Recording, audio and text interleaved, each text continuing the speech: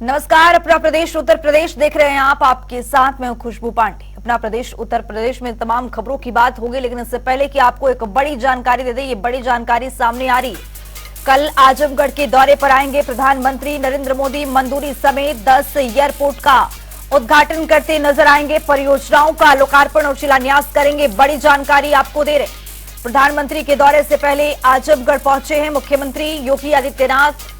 CM योगी ने कार्यस्थल का निरीक्षण किया है, जायजा लिया है। कार्यक्रम की तैयारियों को लेकर भी यहां पर निरीक्षण किया है। अधिकारियों को कुछ जरूरी दिशा निर्देश भी दिए हैं मुख्यमंत्री योगी आदित्यनाथ। सीएम योगी ने पार्टी नेताओं से भी यहां पर मुलाकात की है। कल आजमगढ़ के दौरे पर प्रधानमंत्री नरेंद्र मोदी आएंगे और इसको लेकर यहां पर जायजा लेने के लिए प्रदेश के मुखिया योगी आदित्यनाथ पहुंचे थे। सीएम योगी ने पार्टी नेताओं से भी यहां पर मुलाकात की है।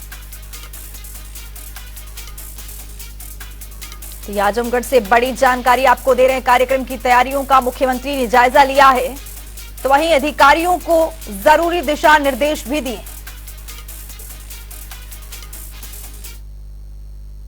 एक और बड़ी जानकारी सामने आ रही है, उससे भी आपको रूबरू कराएंगे। एमएलसी चुनाव को लेकर बीजेपी वर्सेस सपा। एमएलसी चुनाव की तैयारी में जुटी है बीजेपी और सपा। ये बड़ी जानकारी आपको दे रहे हैं। बीजेपी के पास 10 एमएलसी जीतने के लिए बहुमत है, तो वहीं आपको बता दें कि यहां पर लगातार 11 मार्च तक एमएलसी नामांकन की अंतिम तारीख होगी। एमएलसी चुनाव को लेकर ये बड़ी जानकारी दे रहे हैं। 13 से अधिक प्रत्याशी होने पर चुनाव होगा। 21 मार्च को ये चुनाव हो सकते हैं। तो एमएलसी चुनाव की तैयारी में पूरी तरह से बीजेपी और सपा जुटी हुई है। बीजेपी के पास 10 एमएलसी जीतने के लिए बहुमत है, तो वहीं अतिरिक्त प्रत्याशी नहीं उतारेगी सपा। ये बड़ी जानकारी दे रहे हैं। 11 मार्च तक एमएलसी नामांकन की अंतिम तारीख है। 13 से अधिक प्रत्याशी होने पर चुनाव होगा। 21 मार्च को यह चुनाव हो सकता है। एमएलसी चुनाव की तैयारी में पूरी तरह से बीजेपी और सपा जुटी हुई है। आगामी लोकसभा चुनाव भी है। आगामी लोकसभा चुनाव को देखते हुए यहां पर सभी पार्टी अपने समीकरण को साधने की यहां पर कोशिश कर रहे हैं। इसी बीच एमएलसी का चुनाव संपन्न होना है। 11 मार्च तक नामांकन की तिथि। 13 से अधिक प्रत्याशियों पर चुनाव होगा। 21 मार्च को यह चुनाव हो सकता है। एमएलसी चुनाव से बड़ी जानकारी आप तक पहुंचा रहे हैं। एमएलसी चुनाव की तैयारी में पूरी तरह से दोनों पार्टी यहां पर लगी हुई है। बीजेपी सपा दोनों ही पार्टी यहां पर एमएलसी चुनाव को लेकर पूरी तरह से तैयारी में जुटी हुई है। 11 मार्च तक एमएलसी का नामांकन करने का अंतिम तारीख है। 13 से अधिक प्रत्याशी होने पर ही ये चुनाव होगा। 21 मार्च को यह चुनाव हो सकता है। एमएलसी चुनाव की तैयारी में पूरी तरह से दोनों पार्टियां यहां पर जुटी हुई हैं। आपको बता दें कि आगामी लोकसभा चुनाव को देखते हुए भी सभी पार्टी यहां पर अपनी तरफ से नामांकन के लिए लगातार कोशिश कर रही है। यहां पर रणनीति साधने की कोशिश कर रही है। हमारे साथ हमारे सहयोगी लखनऊ से अनूप जुड़ चुके हैं। अनूप, यहां पर एमएलसी चुनाव को लेकर दोनों पार्टियां पूरी तरह से तैयारी में जुटी हुई हैं। आपके पास क्या कुछ जानकारी? देखिए, बिल्कुल 10 सीटें हालांकि भारतीय जनता पार्टी एमएलसी की प्रत्याशी उतारेंगे, लेकिन आज 7 प्रत्याशियों को भारतीय जनता पार्टी ने घोषित कर दिया है, जिसमें अगर बात करें कुछ प्रत्याशियों को रिपीट किया गया है। विजय बहादुर पाठक पहले एमएलसी थे, इस बार विजय बहादुर को भारतीय जनता पार्टी रिपीट किया है, यानी मौका दिया है दोबारा। अशोक कटारिया को भी रिपीट किया है। पहले सरकार में वो परिवहन मंत्री थे, इस बार भी भारतीय जनता पार्टी उनको एमएलसी यानी विधान परिषद प्रत्याशी बनाया है। निश्चित रूप से अभी विधान परिषद जाएंगे। बाकी 3 प्रत्याशी और भारतीय जनता पार्टी जल्द ही घोषित कर सकती, क्योंकि संख्या बल के हिसाब से अगर बात करें तो समाजवादी पार्टी 3 प्रत्याशी और भारतीय जनता पार्टी 10 प्रत्याशियों को उतार सकती है। अगर 11वां प्रत्याशी भारतीय जनता पार्टी उतारती है तो निश्चित रूप से चुनाव होने के आसार होंगे, जैसे आपने विधान परिषद के चुनाव में देखा था। फिलहाल अभी 3 प्रत्याशी और जल्द ही भारतीय जनता पार्टी लिस्ट घोषित करेगी, लेकिन 7 प्रत्याशी आज चुनावी मैदान में उतरे हैं। जिस तरीके से बीएसपी की बात करें या फिर कांग्रेस की बात करें, इनके पास संख्या बल नहीं है। निश्चित रूप से कि ये दोनों ही पार्टियों के जो विधान परिषद कोई भी प्रत्याशी नहीं जा सकेगा। संख्या बल के हिसाब से समाजवादी पार्टी और भारतीय जनता पार्टी आमने सामने होंगे। देखने वाली होगी कि भारतीय जनता पार्टी 3 प्रत्याशी और उतारती या चौथा प्रत्याशी उतारेगी। अगर चौथा प्रत्याशी उतारती है तो क्या पहले सभा की तरीके राज्यसभा की तरीके से क्या इसमें भी क्रॉस वोटिंग की संभावना बनेगी, ये सब तमाम चीजें फिलहाल थोड़ा सा अभी वक्त का इंतजार करना पड़ेगा। फिर उसके बाद तस्वीर साफ होगी कि भारतीय जनता पार्टी कितने प्रत्याशियों को इस विधान एमएलसी के चुनाव में उतारना चाहती है। बहुत शुक्रिया अनूप, तमाम जानकारी साझा करने के लिए। तो एमएलसी चुनाव को लेकर बीजेपी वर्सेस सपा देखने को यहाँ पर नजर आ रही है। 13 से अधिक प्रत्याशी होने पर चुनाव हो सकता है। 21 मार्च को ये पूरी तरह से चुनाव संपन्न होगा। आपको बता दें कि एमएलसी चुनाव की तैयारी में पूरी तरह से बीजेपी और सपा जुटी हुई है। खबरों में आगे बढ़ेंगे। गुजरता हर दिन देश में लोकसभा चुनाव की तारीखों का नजदीक ला रहा है। तारीखों की बात आई तो आपको बता दें कि अगले हफ्ते चुनाव की तारीख सामने आ सकती है। इसे लेकर चुनाव आयोग अपनी तैयारी कर रहा है। वैसे तैयारी तो सभी राजनीतिक दल भी कर रहे हैं और हम चुनावी तैयारियों को लेकर विस्तार से बात करने जा रहे हैं कि यूपी में मिशन 80 को लेकर सभी पार्टियों ने तैयारी तेज कर दी है। पूरब से पश्चिम तक बीजेपी जनसभाओं और रैली के जरिए लोगों को अपनी नीति के बारे में बताने में जुटी हुई है। एक तरफ कांग्रेस ने यूपी के लिए कमेटियों का गठन कर दिया है तो वहीं बीएसपी सुप्रीमो मायावती ने सोशल मीडिया प्लेटफॉर्म एक्स पर यह ऐलान किया है कि पार्टी अकेले चुनाव लड़ेगी। तो वहीं आज बीएसपी के प्रत्याशी सपा में शामिल होंगे, यानी कि कुल मिलाकर अभी तक के पार्टी नेता ये फैसला नहीं कर पा रहे हैं कि आखिर किस पार्टी में रहकर चुनाव लड़ा जाए। बीएसपी के प्रमुख मायावती ने क्या कुछ लिखा है। बीएसपी देश में लोकसभा का आम चुनाव अकेले अपने बलबूते पर पूरी तरह तैयारी और दमदारी के साथ लड़ रही है। ऐसे में चुनावी गठबंधन या तीसरा मोर्चा आदि बनाने की अफवाह फैलाना ये घोर फेक और गलत न्यूज है। मीडिया ऐसी शरारतपूर्ण खबरें देकर अपनी विश्वसनीयता न खोए, लोग भी सावधान रहे। मायावती ने आगे लिखा है, खासकर यूपी में बीएसपी की काफी मजबूती के साथ अकेले चुनाव लड़ने के कारण विरोधी लोग काफी बेचैन लगते हैं। इसलिए आए दिन किस्म किस्म की अफवाहें फैलाकर लोगों को गुमराह करने का प्रयास करते रहते हैं। किंतु बहुजन समाज के हित में बीएसपी का अकेले चुनाव लड़ने का फैसला अटल है। जैसे जैसे लोकसभा चुनाव का वक्त नजदीक आ रहा है, वैसे वैसे राजनीतिक दल तैयारियों को धार देने में जुटे हुए हैं। ऐसे में राष्ट्रीय लोकदल ने प्रदेश पदाधिकारियों की बैठक बुलाई है, जहां आगामी चुनाव और तैयारियों को लेकर मंथन किया गया है। हमारे संवाददाता अनूप कुमार सिंह की एक खास रिपोर्ट देखिए। चुनाव 2024 को भारतीय जनता पार्टी को और बल देने के लिए राष्ट्रीय लोकदल ने आज प्रदेश पदाधिकारियों की बैठक बुलाई है। इस कार्यालय में प्रदेश पदाधिकारी की बैठक हुई है। इसमें तमाम जो पश्चिम से लगाकर पूरब के तमाम पदाधिकारी इस बैठक में मौजूद हैं। आज का भारतीय जनता पार्टी से जो गठबंधन हुआ था, खासकर जो पश्चिम में एक भारतीय जनता पार्टी को मजबूत कराने को लेकर और पश्चिम में किस तरीके से भारतीय जनता पार्टी को मजबूत करना, क्योंकि भारतीय जनता पार्टी ने जो वायदे किए थे आरएलडी के साथ वो तो पूरे हो गए, लेकिन अब बारी आरएलडी की है किस तरीके से भारतीय जनता पार्टी को मजबूत कराया जाए। पूर्वांचल के साथ साथ पश्चिम में कितनी बड़ी चुनौती होगी आरएलडी के सामने भारतीय जनता पार्टी को मजबूत करने के लिए, क्योंकि पश्चिम में किसान बेल्ट है, आरएलडी की मजबूत पकड़ है। भारतीय जनता पार्टी की जो सीटें 2019 में पश्चिम में हारी हुई थी, उनको जिताने की अब जिम्मेदारी आरएलडी की होगी। यही वजह है कि आज आरएलडी ने तमाम पदाधिकारियों की बैठक बुलाई है। बैठक में निश्चित किया जाएगा किस तरीके से क्या रणनीति के अपनाई जाए ताकि भारतीय जनता पार्टी को पश्चिम में एक मजबूत पकड़ मिले और जो सीटें पश्चिम में पिछले 2019 में हार गई थी वो इस बार जीत कर सामने आए। रियाज के साथ जनता टीवी, लखनऊ। तो एक राजधानी लखनऊ से आपको बड़ी जानकारी दे दे, सपा सुप्रीमो अखिलेश यादव का बड़ा बयान सामने आया है। स्वागत विदाई अच्छी तरह करते हैं यूपी के लोग। बड़ी जानकारी, 2014 में जो लोग आए थे अब 2024 में जाएंगे, ये अखिलेश यादव का बयान है। ये लोकतंत्र, संविधान, आरक्षण बचाने का चुनाव है। बीजेपी हटाओ और नौकरी पाओ, अखिलेश यादव का ये कहना है।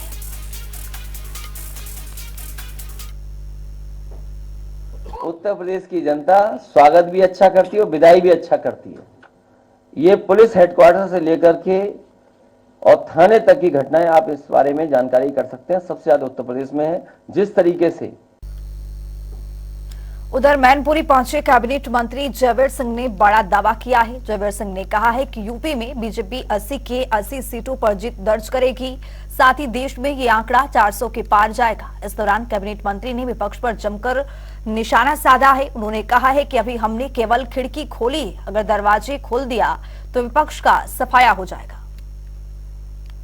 इस बार 80 का 80 टारगेट है और देश में इस बार 400 पार, उसी पे काम हो रहा है। उसी में 80 मैनपुरी भी शामिल है। इस बार जो परिस्थितियां हों, हम लोग आधे से ज्यादा मत 60% कुल मतों का से 60% मत एनडीए और भारतीय जनता पार्टी के पक्ष में।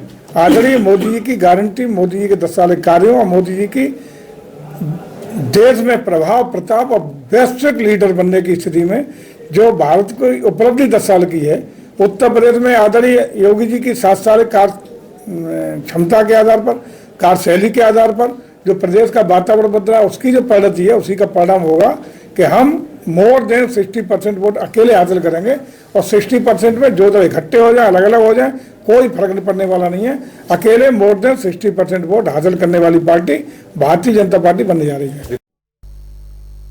एक और बड़ी जानकारी सामने आ रही है, उससे भी आपको रूबरू कराएंगे। बड़ी जानकारी, वाराणसी दौरे पर प्रधानमंत्री नरेंद्र मोदी। प्रधानमंत्री नरेंद्र मोदी का 2 दिवसीय यूपी का दौरा है।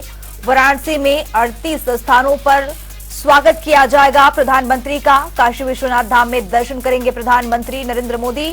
आज वाराणसी में पीएम का मेगा रोड शो भी है।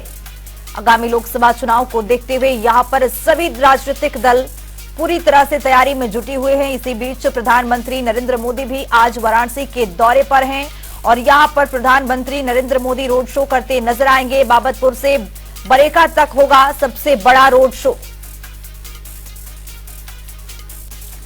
तो हमारे साथ हमारे सहयोगी धर्मेंद्र चौबे जुड़ चुके हैं वाराणसी से। धर्मेंद्र, यहां पर बड़ी चीज ये कि प्रधानमंत्री आज वाराणसी पहुंचने वाले हैं और यहां पर मेगा रोड शो करते नजर आएंगे। किस तरह की वहां पर स्थिति है? देखिए, प्रशासन पूरी तरह से कमर कस लिया है। चूंकि कल महाशिवरात्रि का पर्व था, काशी महादेव के रंग में डूबी थी और दूसरे दिन प्रधानमंत्री का टिकट मिलने के बाद तीसरी बार चूंकि 2014 और 2019 उसके बाद 2024 का जो रण है उसको फिर से साधने की कोशिश करने के लिए प्रधानमंत्री जब जब टिकट मिला तब तब अपने संसदीय क्षेत्र में काशी का अभिवादन स्वीकार करने के लिए पहुंचे। और इस बार भी उसी तर्ज पे वाराणसी में प्रधानमंत्री देर शाम जो है काशी में एयरपोर्ट पे पहुंचेंगे। वहां से लगभग 25 किलोमीटर का ये रोड शो होगा। 25 किलोमीटर में 38 पॉइंट बनाए गए हैं जहां प्रधानमंत्री के जगह जगह पे स्वागत किए जाएंगे। ढोल, नगाड़े, पुष्प वर्षा और काशी का रंग ही एक अलग होता है जो अपने रंग में दिखेगा। काशी का स्वागत करने का अंदाज ही अलग होता है और उस अंदाज में काशी वासी अपने सांसद और वाराणसी के सांसद और देश के प्रधानमंत्री का स्वागत करते हैं। प्रधानमंत्री जब आज पहुंचेंगे तो वहां से एयरपोर्ट से लेकर काशी विश्वनाथ द्वार तक दर्शन पूजन करने के उपरांत उस दरमियान जो है लगभग 38 पॉइंट बनाए गए। उस 38 पॉइंट में जगह जगह तमाम तरीके से उनके स्वागत की तैयारियां की गई हैं और उसको लेकर काशी की जनता में काफी उत्साह है। भाजपा कार्यकर्ताओं के साथ साथ काशी की जनता भी रोडों पर होगी। वाराणसी के सांसद और देश के प्रधानमंत्री, उसके साथ साथ वाराणसी के प्रत्याशी के रूप में प्रधानमंत्री को टिकट मिलने के बाद पहली बार आगमन हो रहा है, तो खास तौर पर काशी की जनता उनके स्वागत की तैयारी की है और उनका स्वागत करके अभिवादन स्वीकार करेगी। जी धर्मेंद्र, आज प्रदेश के मुखिया योगी आदित्यनाथ भी प्रधानमंत्री के साथ मौजूद रहेंगे और 28 किलोमीटर का ये मेगा रोड शो कितना भव्य होने वाला है और इसके लिए लोगों में उत्साह वहां पर किस तरह का नजर आ रहा है? देखिए, काशी के कार्यकर्ता की बात की जाए, चाहे काशी के जनता की बात की जाए, चाहे काशी के संत समाज की बात की जाए, हर समाज के लोग वाराणसी के सांसद का स्वागत करने के लिए और इस बार जो प्रत्याशी के रूप में तीसरी बार उनको टिकट मिलने के बाद पहला आगमन जो हो रहा है प्रधानमंत्री का, उसको लेकर काफी जोरों शोर में तैयारी कर रही है और काशी की जनता प्रधानमंत्री के स्वागत के लिए आतुर कहीं न कहीं नजर आ रही है। पूरी काशी होर्डिंग और गुलाब की पंखुड़ियों, लाइटिंग से सजा दी गई है ताकि प्रधानमंत्री अपने संसदीय क्षेत्र में आए तो उनको काशी का जो रंग है वो काफी दिखे और काशी की जनता पूरी तरह से प्रधानमंत्री के स्वागत के लिए और टिकट मिलने के बाद जो उनका आगमन हो रहा है उसका स्वागत करने के लिए कि फिर से प्रधानमंत्री एक बार वाराणसी की हाट सीट से जो है लड़ने जा रहे हैं और उस सीट पर प्रधानमंत्री के स्वागत को लेकर काशी की जनता, काशी के संत समाज, काशी के अन्य समाज के लोग, उसके साथ साथ भारतीय जनता पार्टी के कार्यकर्ता पदाधिकारी, उत्तर प्रदेश के मुखिया, जिला प्रशासन, तमाम ऐसे जो लोग हैं जुड़े, वो स्वागत के लिए विशेष तैयारियां कर रखे हैं। और धर्मेंद्र, यहाँ पर सबसे बड़ी बात ये कि यहाँ पर सुरक्षा के किस तरह के इंतजाम किए गए हैं? देखिए, सुरक्षा की बात की जाए तो पुलिस, पीएसी और रैपिड एक्शन तमाम ऐसे करीब 4000 जवान लगाए गए हैं, एयरपोर्ट से लेके काशी विश्वनाथ से लेके बरेका तक। और 4000 जवानों में सुरक्षा घेरा प्रधानमंत्री का बनाया गया और रोड शो की जो समाप्ति होगी वो बरेका में जाके लगभग 11 साढ़े 10 बजे उनका जो रोड शो है वो समाप्त होगा। जी, बहुत शुक्रिया धर्मेंद्र चौबे तमाम जानकारी साझा करने के लिए। तो आज वाराणसी के दौरे पर हैं प्रधानमंत्री नरेंद्र मोदी। वाराणसी में 38 स्थानों पर यहाँ पर रोड शो करेंगे, काशी विश्वनाथ धाम में दर्शन भी करेंगे। 28 किलोमीटर का ये मेगा रोड शो भी होगा। डबल इंजन सरकार किसानों के दुख दर्द में उनके साथ है और हर कदम पर सहयोग कर रही है, ये कहना है राज्य मंत्री ब्रजेश सिंह का। दरअसल सहारनपुर पहुंचे राज्य मंत्री ब्रजेश सिंह ने बताया है कि पिछले कुछ दिनों में ओलावृष्टि से किसानों की फसलों को नुकसान पहुंचा है और इसकी भरपाई के लिए प्रभावित किसानों के बैंक खातों में 1 करोड़ से ज्यादा की धनराशि ट्रांसफर की गई है। उन्होंने कहा है कि जिले में ओलावृष्टि से प्रभावित कोई भी किसान मुआवजे से वंचित नहीं रहेगा। एक सप्ताह के अंदर असामयिक एक बहुत भयंकर ओलावृष्टि हुई थी। हमारे जनपद की कई तहसीलों में भी उसके कारण किसानों का एक बहुत बड़ा नुकसान हुआ था।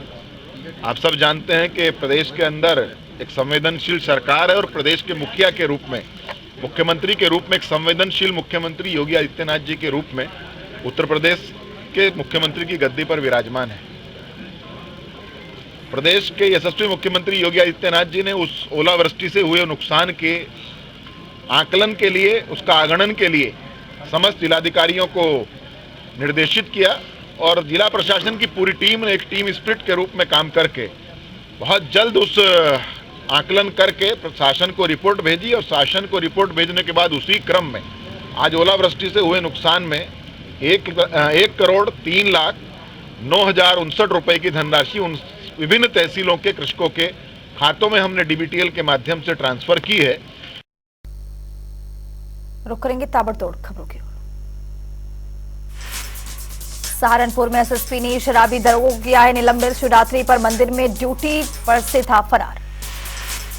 वित्त राज्य मंत्री पंकज चौधरी ने किया अंबेडकर नगर का दौरा। आगामी लोकसभा चुनाव की तिथि की घोषणा से पहले चुनावी मूड में नजर आ रहे बीजेपी। बरेली में संदिग्ध परिस्थितियों में सिपाही ने गोली मारकर की आत्महत्या। पुलिस महकमे में मचा हड़कंप। पुलिस मामले की कर रही तफ्तीश। फतेहपुर में तेज रफ्तार बेकाबू ट्रक ने स्कूटी को रौंदा। मौके पर स्कूटी सवारी व की हुई दर्दनाक मौत। आक्रोशित ग्रामीणों ने सड़क पर किया जाम। बरेली में कई राजनीतिक दलों ने ईवीएम मशीन का किया है विरोध। सरकार से ईवीएम मशीन हटाकर बैलेट पेपर से चुनाव करने की रखी गई है मांग। आगरा में बीजेपी प्रत्याशी एसपी सिंह बघेल का लोगों ने किया है विरोध। जगह जगह पोस्टर लगाकर दी है धमकी। प्रत्याशी ने पुलिस से मामले की जांच करने की लगाई है गुहार। लखनऊ में सांसद कौशल किशोर का बीजेपी कार्यकर्ताओं ने किया है जोरदार स्वागत। झंडा लेकर मोदी योगी सरकार के लगाए नारे। महोबा में ट्रक ने बाइक को कुचला। हादसे में बाइक सवार छात्र की हुई दर्दनाक मौत। ग्रामीणों ने ट्रक चालक को दबोचा। अमेठी में जमीन विवाद को लेकर 2 पक्षों में हुआ है खूनी संघर्ष। मारपीट में 1 दर्जन से अधिक लोग हुए हैं घायल।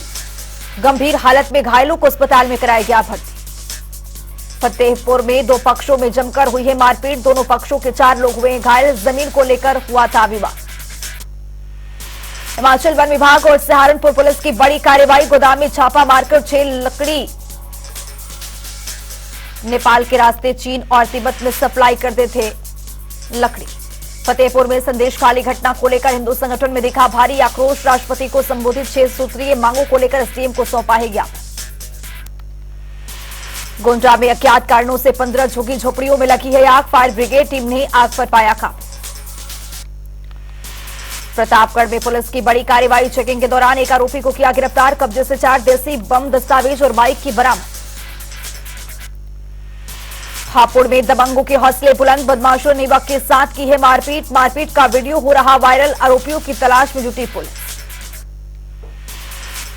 फर्रुखाबाद में एसओजी और पुलिस टीम को मिली बड़ी सफलता। 3 अंतर्राज्यीय अफीम तस्करों को किया गया गिरफ्तार। कब्जे से करोड़ों की अफीम बरामद।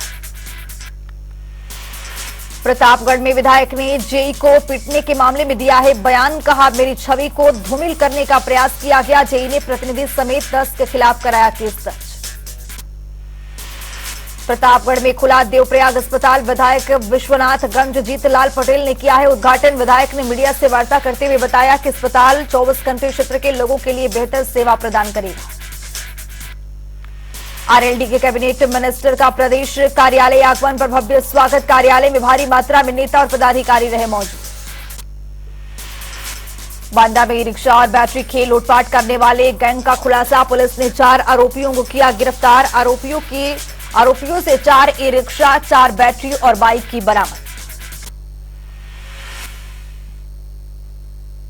इस बुलेटिन में मेरे साथ इतना ही। देश और दुनिया के तमाम खबरों के लिए बने रहिए जनता टीवी के साथ।